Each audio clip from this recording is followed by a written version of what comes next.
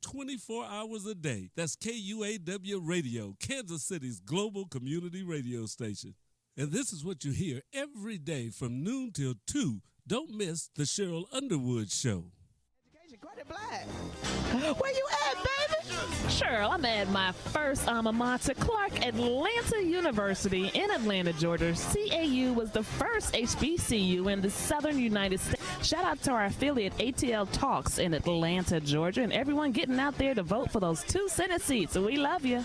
That's what I'm talking. You are listening to KUAW Radio, home of the all-new Jamal Bakes Show, and I'm Jamal Bakes, and thank you so very much for listening to the station bringing you talk, news, entertainment that you won't get anywhere else. KUAWN, of and about our community.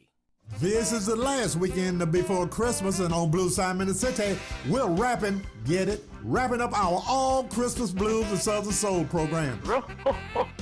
Gene Bailey. We have a very special guest that you will definitely enjoy, and we'll hear from some of the artists that sing the Christmas blues. Join me, Gene Bailey. Oh, yeah. Hey, it's time for the BFTAA and more show, Kansas City's news, information, and entertainment station, KUAW Radio. We're here and we're live, and we're coming in today. As you know, I think I mentioned it last week, we're starting with a new co-host of the BFTAA and more show. So before we get into it, let me introduce you to the new co-host of BFTAA and more. There he is. All right. The magic of television or the internet anyway and stuff. So this is, go ahead and introduce yourself to the audience. Oops, wait a minute. Go. My name is Eric Sanders. I'm the Vice President of NAGA, National African American Gun Association. If you're interested in firearms, you want to get your carry concealed, contact Casey on the web, caseynaga.com, KCNAAGA.co or COM. All right. So yeah, we're doing some new things. As I say, we're always changing, we're always evolving and trying to give you more information right here at KUAW Radio. So that's one of the things that we want to do is keep growing. We've got another new show that's going to be starting this week, and that's going to be Cognitions. They're speaking of mental health. So that's going to be starting on Thursdays at 2 o'clock. So we've got a couple of new shows that have started up. If you were watching Saturday, you saw Tales from the Hood. So Tales from the Hood is a show that's going to be on twice a month, trying to solve some unsolved murders here in Kansas City, and also talking about crime and things that are going on in the community. So keep tuning in to KUAW Radio. We're glad to be here, and we're hoping that we're going to help make a difference in the city. So as you know, you can always get in touch with us. Tell your friends to tap in, tune in, and listen. We're on Facebook, YouTube, Instagram. No, not Instagram. Facebook, YouTube, Twitch, and Twitter.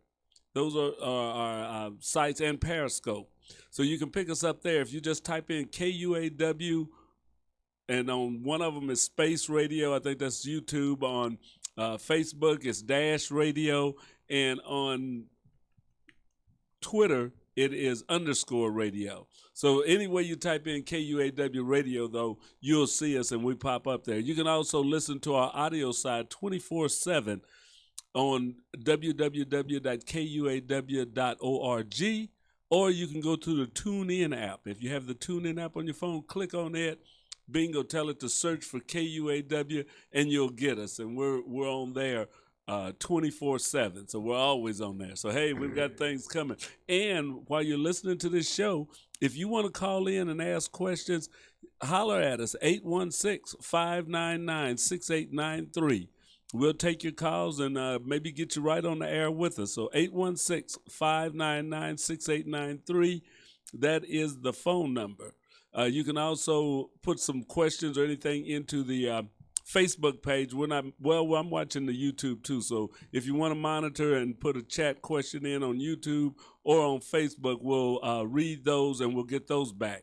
So we're wanting this to be interactive. So you that are out there listening, watching, this will be your opportunity to get your voice out, get something said, or get some questions answered, and we'll do the best we can. If we don't know the answer, hey, we'll let you know that, and we'll get back with you as we do find out what we can help you with.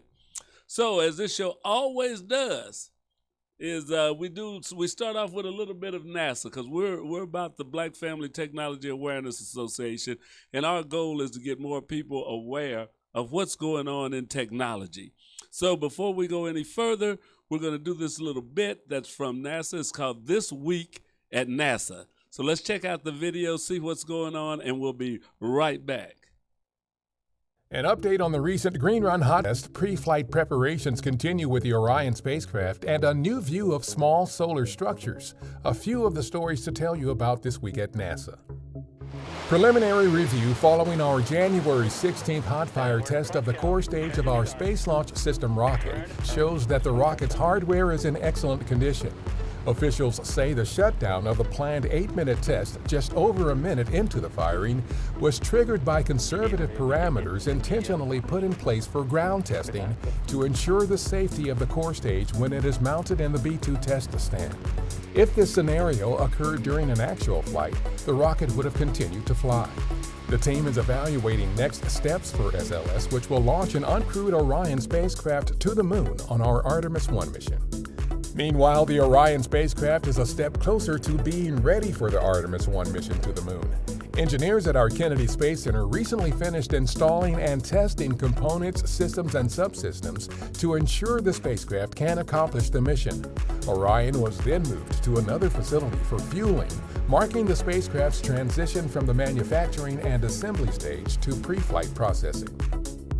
Data from our Solar Dynamics Observatory and cutting-edge image processing have given scientists an unprecedented look at small solar structures called plumelets within the geyser-like solar plumes we see that stream material from the sun into space and play a large role in creating the high-speed solar wind. This new detailed look suggests these plumelets are not just a feature of the plumes, but rather are the building blocks from which plumes are made. The research could help scientists understand how and why disturbances form in the solar wind. January 23rd marks the 80th anniversary of our Glenn Research Center in Cleveland, Ohio. The center began as the Aircraft Engine Research Laboratory in 1941, a national resource for innovation in aircraft engine technology. Over the decades, the center's work in both aviation and space exploration has given the U.S. a leading role in the aerospace industry, including current work advancing next-generation aircraft and innovative technology to enable NASA's space exploration missions, including upcoming Artemis missions to land humans on the moon. Our NASA family is remembering NASA television production manager Cliff Feldman, who passed away January 14th from COVID-19. His storied television career as a videographer and producer included work at ABC, CBS, Fox, and elsewhere before coming to NASA in 2005. He played a major role in the success of some of the agency's highest-profile productions, including the Apollo 50th Anniversary Special and nationwide coverage of the 2017 total solar eclipse.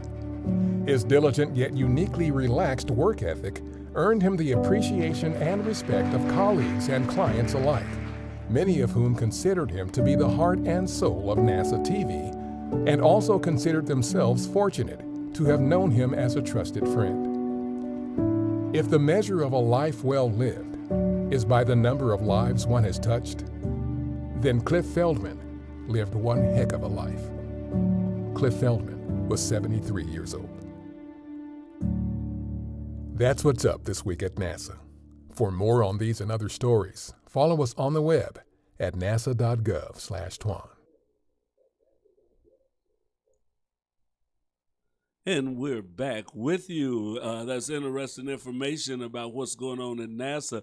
One thing I did want to let you know is with the engine that they were testing, that they're just now starting to work on, the test fire that they did, that they cut off after a minute, that rocket that's going to be the largest that NASA's ever made, 212 feet tall, with 4 engines in it, the same engines that they used in the space shuttle, 4 of those, and it will carry over 700,000 gallons of liquid oxygen and hydrogen to get it up into space. So those are some big engines that's burning a whole lot of stuff, and it's we're getting ready to go back into space in a big way, and that's going to be a great thing. So we owe a lot, and NASA does more than just build space things or things that you see going out in space.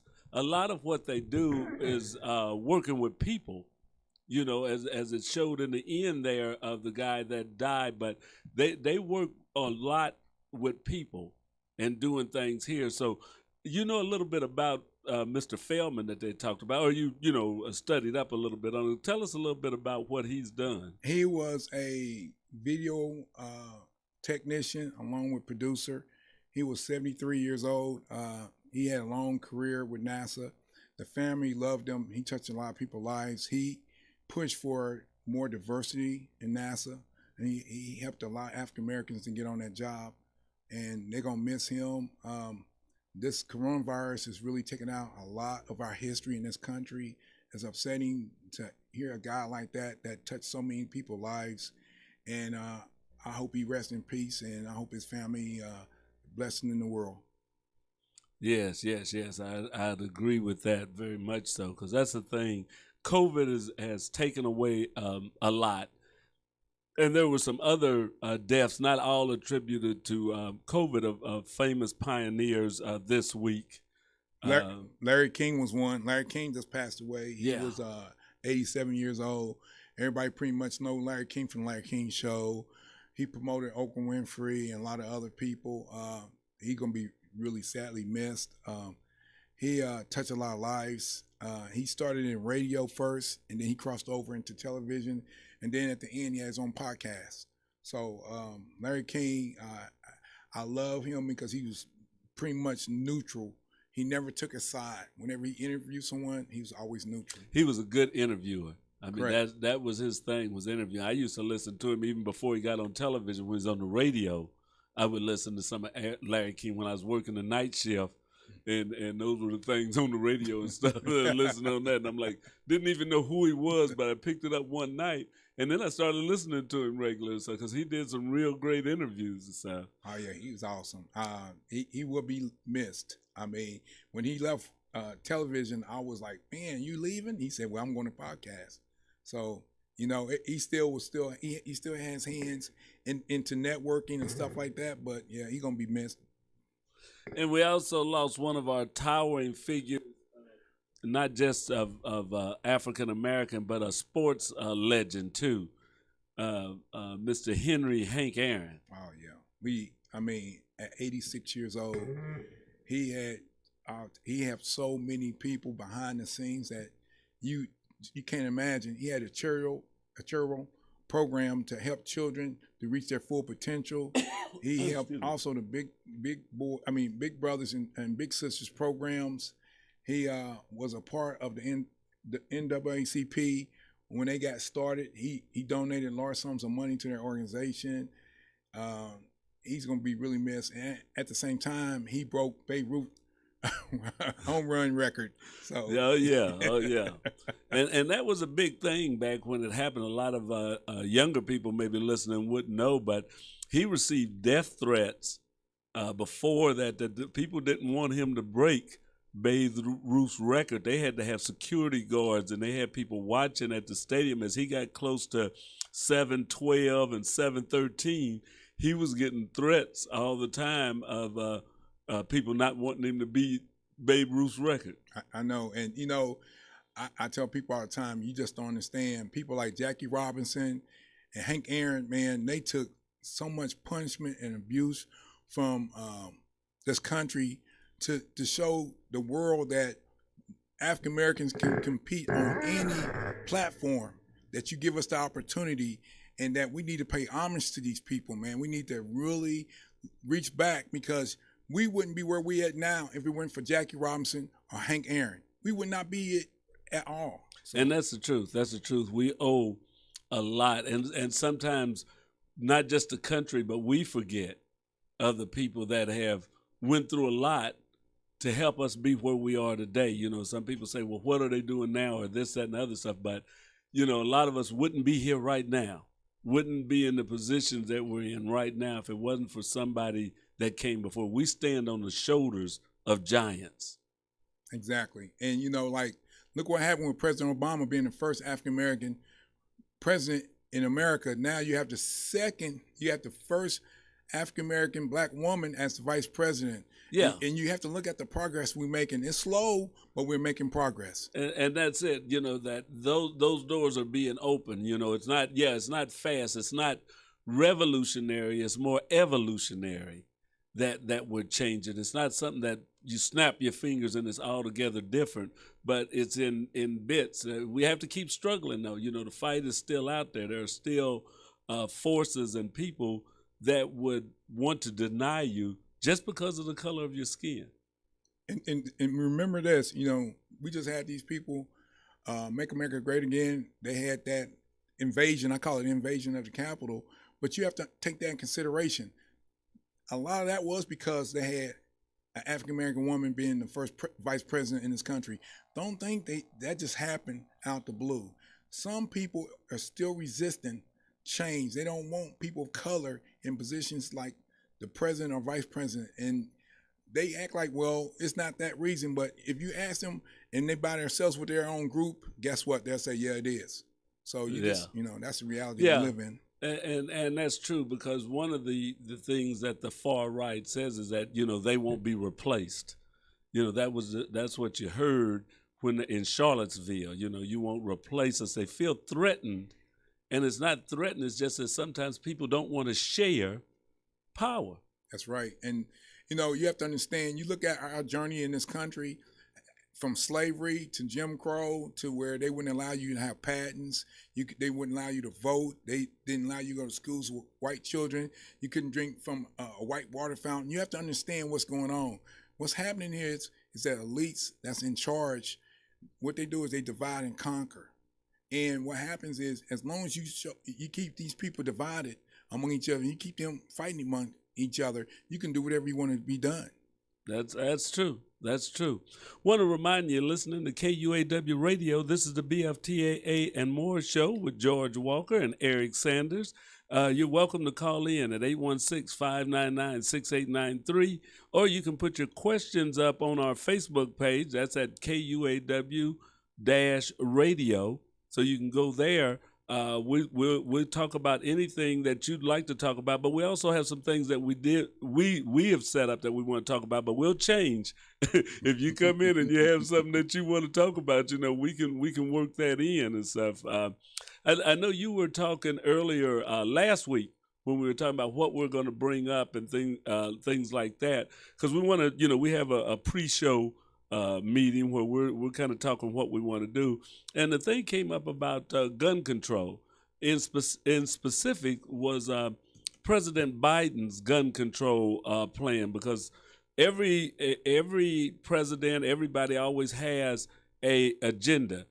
They put it on their web pages, they pass it out in white papers and stuff like that. And Biden does have a gun control plan. Some people are for it, some people are against it. I picked up an article in the Washington Post that said Biden's gun control plan is terrible for working class firearms owners. And then you have other ones with the Biden gun control agenda.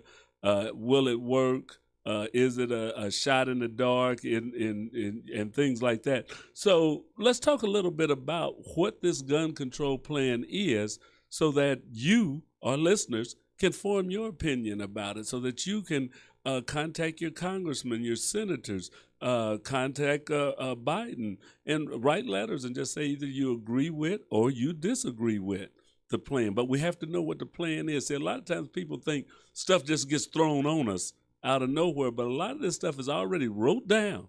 You can find it. They're saying, this is what I'm going to do. They're not hiding it. No, they're not. But we have to be good citizens. That's part of your citizenship. You got to make yourself aware, so people can't just tell you anything. You can say, oh, no, I read the plan. I know what it says myself. So what did you find out as you looked in on this Biden's gun control plan? Now this gun control plan is outrageous. But before we go deeper into it, what I want to say is that Now, think about this now.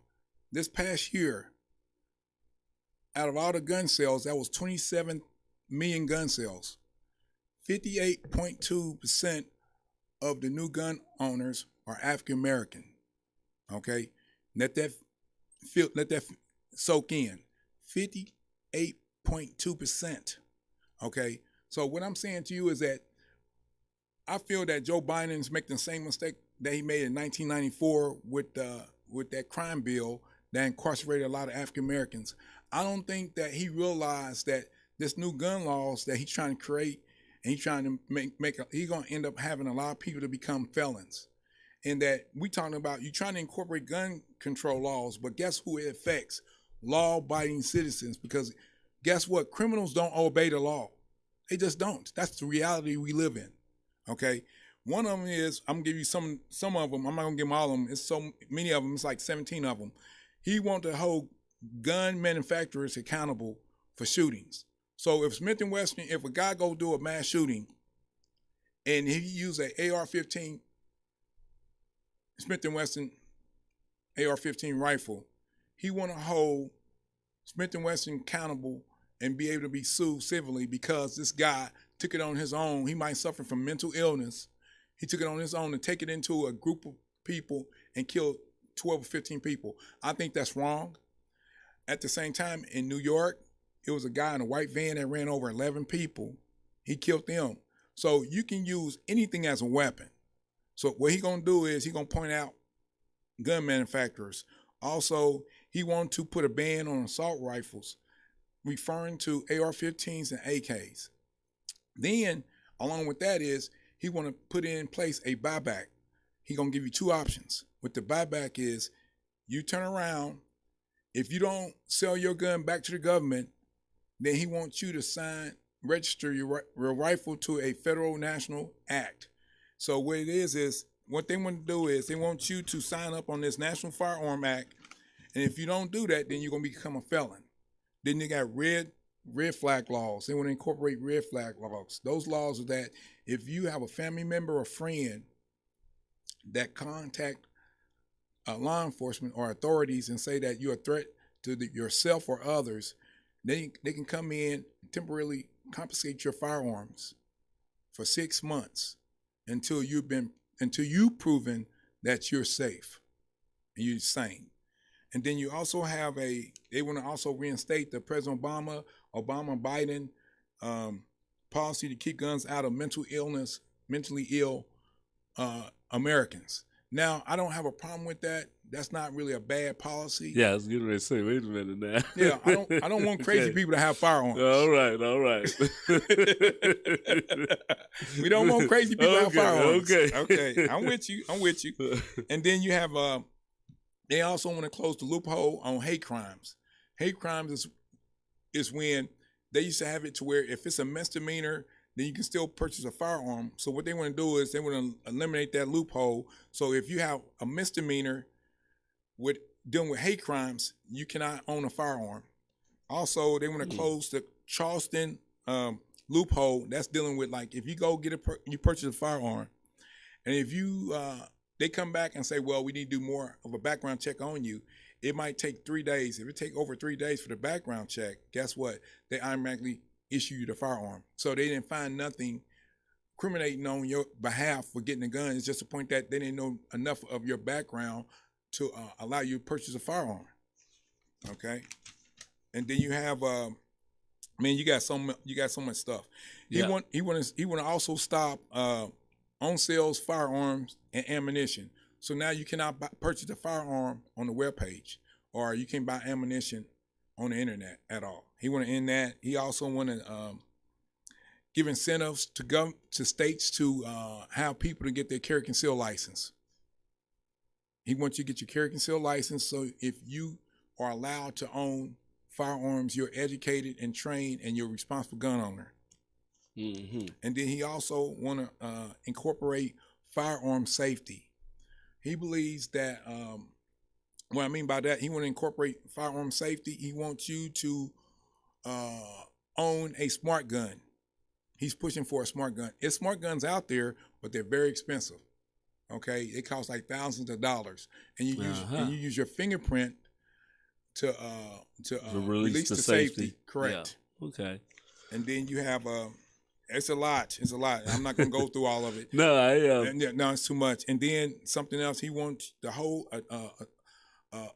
adults, parents who have minors who goes off and go into their home and take their guns out and commit some type of crime or murder, whatever. They want to hold them accountable. So if your son get a hold of your firearm, go to a mall and shoot up the mall, you're going to jail too. If he gets first degree, you're going to get first degree.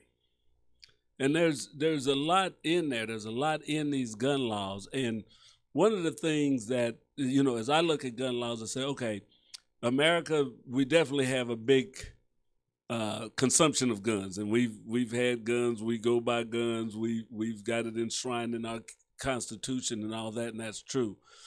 But I know that a lot of people, like we were talking about with the somebody that has mental incapacities and stuff, there is some things that you can do with weapons, or that you could regulate weapons that wouldn't seem unreasonable. There's some things that do seem unreasonable. It's just like for years we had, or not for years, but for a few years we had that you could carry a concealed weapon, but you had to get a permit, and you had to be licensed, or you had to go to school, you had to train. That didn't seem too unreasonable to me, to where they say, okay, we need to get rid of that, and you can get a weapon if you want it and carry it, and that's all there is to it. Now, what are your thoughts on the having a CCW permit, or being qualified, where somebody knows you've actually been trained, as opposed to I walk out of here and go to Walmart and just come out with a pistol, and I'm cool to carry it around? You know what? I'm really a very independent person. I'm neutral. On some issues, I'm liberal. Certain issues, I'm conservative. Right. But I believe that everyone needs to be trained with a weapon. If you own that weapon, if you possess this weapon, you need to be trained. And I honestly believe that if you own a firearm, you need to have your carry concealed license. You need that, because what happens is we teach you what justification of deadly force is. We teach you the jam elements. We teach you how to proper use. Yes. We teach you how to clean it. We teach you how to store it. We teach you how to maintain that firearm. Right now, you have a lot of people that goes out and buy firearms, and they don't even know how to clean them. And that's the thing. See, sometimes government, and we push government to do it, because when we say government, a lot of times government's us, can overregulate.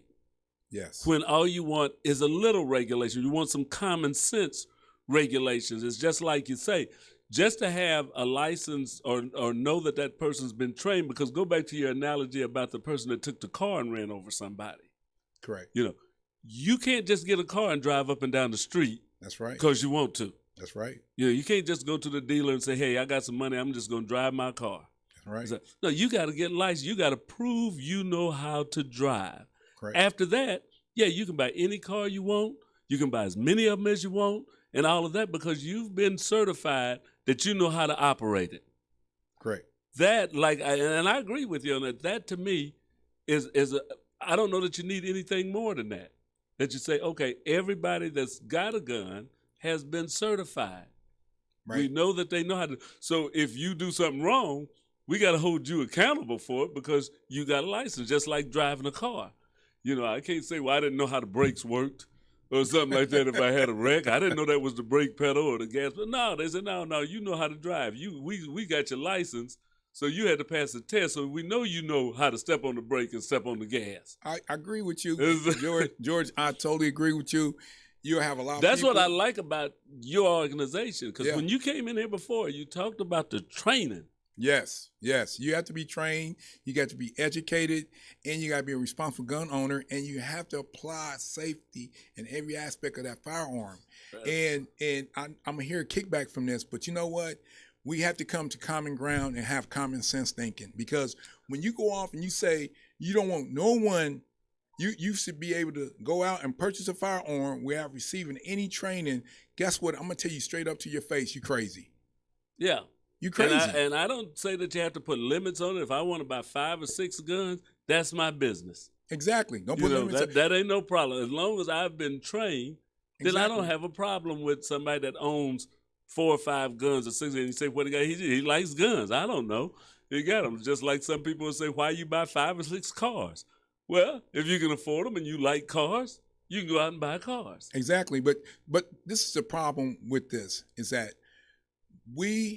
let's just be honest, we have a dysfunctional government, and people are so frightened to give government that type of responsibility because we have personally seen how government would drop the ball and go to the extreme. Well, true. And we don't trust our government. We just don't trust them. And that's why the right really don't want to even talk about putting any type of restrictions on guns, because we know if you give our government the opportunity, they will go beyond the measure of just common sense and reasonable thinking. He also, I want to say something too, he also want to put a limit on how many guns you buy. Yeah, Also, and like I said, one gun a month, and you can only have 12 a year. He want to put restrictions on that. He don't want you to stockpile firearms. Yeah, and that's why I say there's some things I agree with you that you can go over, and you have to remember that we are the government.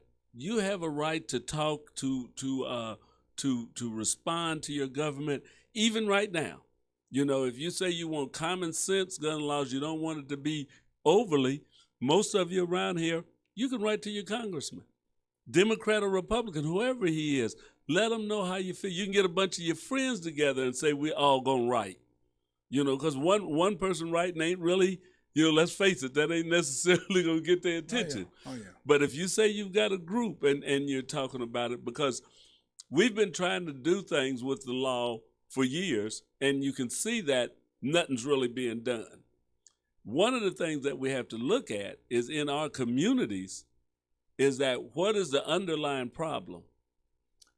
You know, honestly, I'm a good close friend of mine, Jeff Maples. He's the vice president of NAGA, and we talked about this today. And I agree with Jeff. The issue I have with the government is that, let's just be honest about this.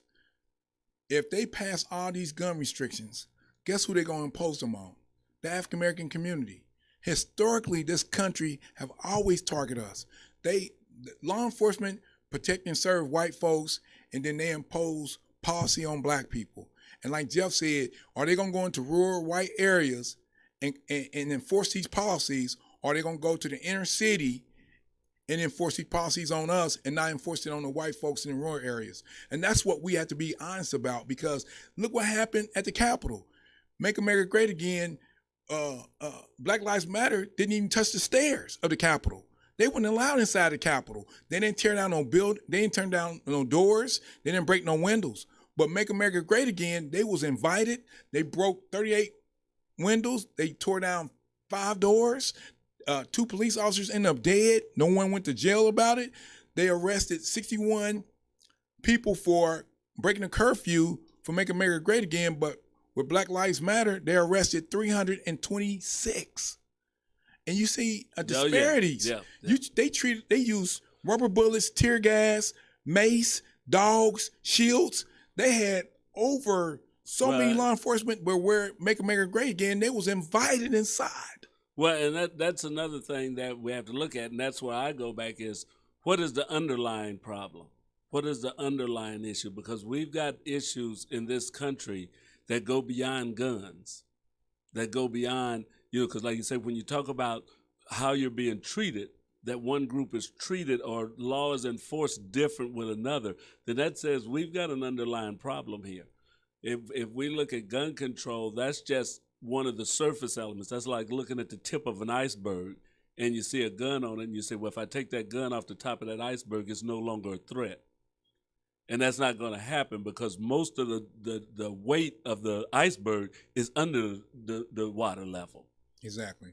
Most of the trouble. And that's what I think in this country that we look at a lot of time is something that may be on the top of the iceberg. And we're not looking at all that's underneath the water that you can't see. When the Titanic sunk, it wasn't the top of the iceberg or what they could see that sunk that Titanic. It was the bottom. It's what they couldn't see. Exactly. And we've got to look at what's going on in America, what's going on in our communities, not just America, in our own communities. because there's a big problem going on in our community when neighbors killing neighbors and relatives killing relatives. It's not the weapon that is the problem. It's the people. And, so what is the problem going on in our community? You know what it comes down to it is, you have to look at the history to understand America. You had black people brought over here on ships. Yes. You had slavery for 250 years. Then you released them, and you didn't give them no resources. You promised to give them 40 acres and a mule. You reneged on that. Then you released these people without any type of resources at all. Yes. So what happened was you incorporated Jim Crow laws. You oppressed them. You gave them bad education. You gave them bad housing. You went off. Even if they came up with an ideal, they couldn't own a patent for the ideal. They couldn't own businesses. Then when black people pulled themselves up from Black Tulsa, from Black Wall Street and Rosewood, guess what? They burned down their townships because they seen black people doing great. Yes, you have to understand. Those are the things we need to look at. Yeah, it is. And then black people suffer from PTSD from being in this country. Racism is a psychological illness. Yes. It's a psychological illness that's been enforced on us. And we have now gotten to a point to where we'll start coming up. But if you look at us overall, the black people that's doing well, they're entertainers. They're in sports. They're actors. They're singers. They're not in technology. They're not owners of basketball teams or football teams. They're not. You have to understand the whole entire picture of African Americans in this country. We don't own nothing here. Yeah, and those are the things that we've got to look at changing. That's exactly what we've got to look at. And I know some of you listening probably say, well, how'd they go from guns to talking about the racism? But really, they're linked. It's linked together. Everything's tied together. Yes. Think about this. I'm going to say this to you. If you eliminate the poverty in our community and you address the mental illness in our community, I bet you that the violent crimes will end by at least 60%. Yes. Because you got to understand, 2/3 of gun violence is suicides. And then you have a portion of it that's economic.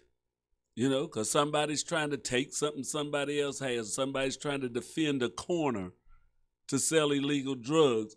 Things like that bring about violence. So if we look at getting rid of the poverty, getting rid of the lack of education and lack of opportunities, that you don't see another way out, that you think the only way you can do it is by joining a gang, and if you join this gang, we're going to take what the other gang have, stuff like that, and that's just on a little micro level that tears down neighborhoods. Exactly. And the UN did a study, and you didn't hear nothing about this. The media didn't touch this. They did a study on African American conditions in this country. It came out February the 21st of 2017. No media outlet touched this. And the UN stated this in their research, and they spent $23 million and did research on this for like 5 to 7 years. And they said the condition of African Americans in this country is a result of systemic colonialism, white supremacy, racism. Yeah. That's been here since they got here off the boat. And the only answer to this is reparation and restitution.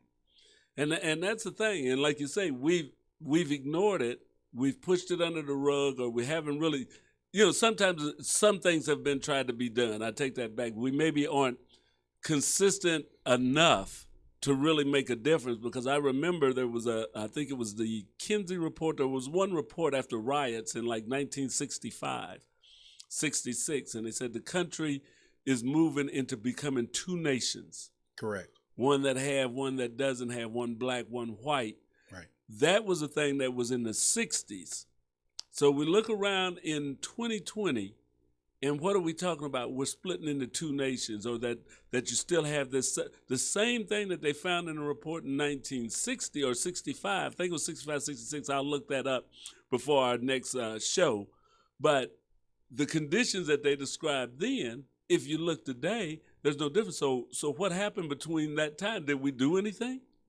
No, I mean, did we put the effort into trying to correct the problem that has been known, wrote about, like you say, with the United Nations, with our own government's reports, all of that, so we know what the problem is. Yeah, the underlying situation here is that Joe Biden, when he step in here, put all these restrictions on the American people, take away your Second Amendment right, strip that from you, and he want to go off and say, look, we're going to strip you from your guns, ignore all this stuff that happened in the past year or the past 4 years with Donald Trump and his corrupt system or his corrupt government, what was going on and stuff.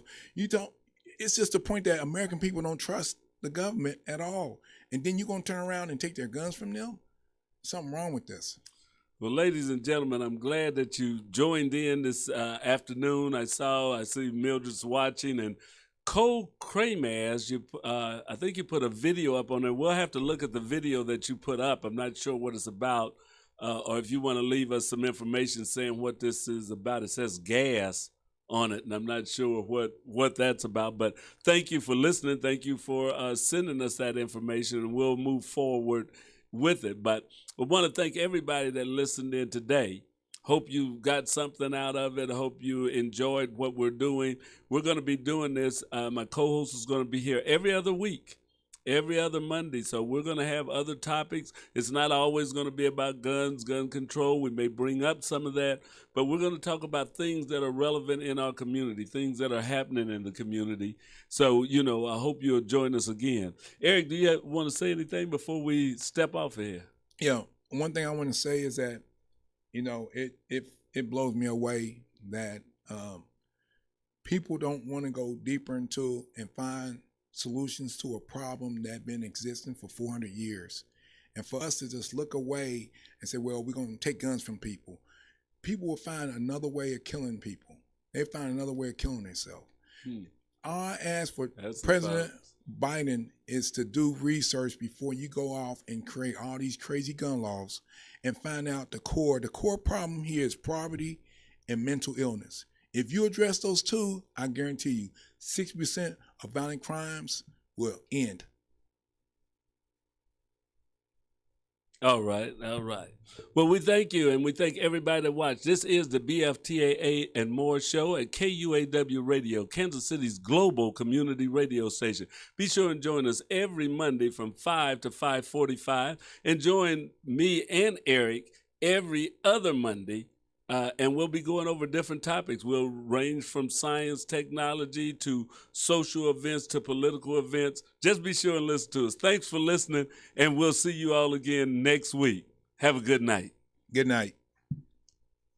All right, you're listening to KUAW Radio, Kansas City's global community radio station. We don't only bring you videos on Facebook and YouTube, but listen to our audio only, where you'll get shows like Cheryl Underwood and Blues Time in the City. You can pick us up at www.